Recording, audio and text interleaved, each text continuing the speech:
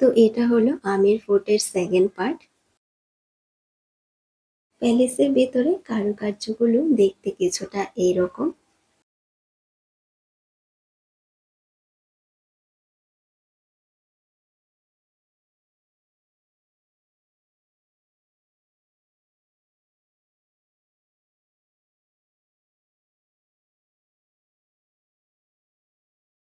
আর এই জায়গাটা হচ্ছে বলতে পারো প্যালেসের মেইন অ্যাট্রাকশন।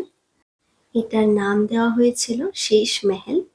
মিরর ওয়ার্ক করে আর পেন্টিং করে এই পুরো জায়গাটাকে সাজানো হয়েছে।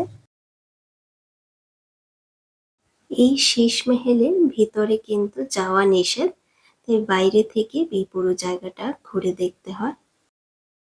তাই আমি এখানে যতটুকু পারছি কাছ থেকে তোমাদেরকে দেখানোর চেষ্টা করছি।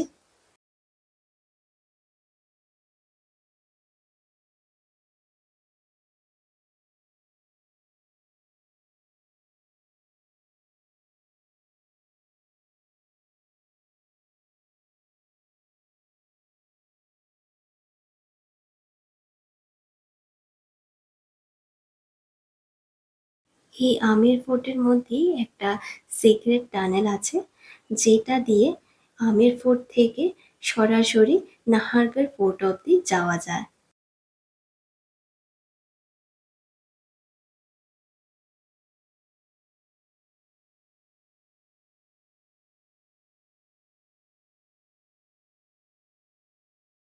বেশিরভাগ কারুকার্যই এখানে কিন্তু রেনোভেশন করা হয়েছে।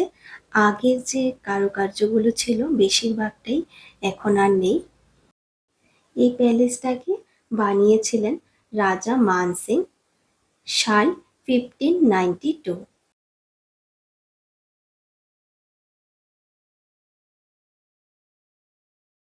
তো আমরা এখন ঘুরতে ঘুরতে প্যালেসের পেছনের জায়গাটায় এসে গেছি, যেখান থেকে মিনা বাজার আর আশেপাশের এলাকাগুলো খুব ভালোভাবে দেখা যায়। এই প্যালেসটার আরো সুন্দর একটি অ্যাট্রাকশন হলো সন্ধেবেলায় এখানকার লাইট অ্যান্ড সাউন্ডস। সেটা হলো দেখার মতো। তো সেটাও আমি পরে একটা ব্লগে তোমাদের সকলের সাথে শেয়ার করব।